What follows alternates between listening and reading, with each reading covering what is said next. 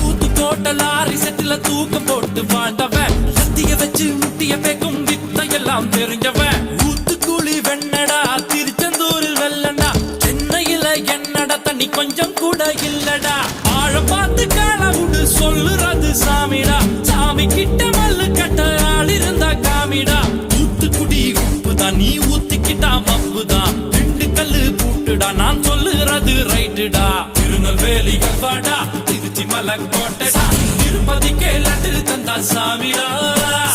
இருட்டு கட்ட அல்வாடா இட்லி கட்ட ஆயாடா உருட்டு கட்ட சத்தம் கெட்ட சாமிடா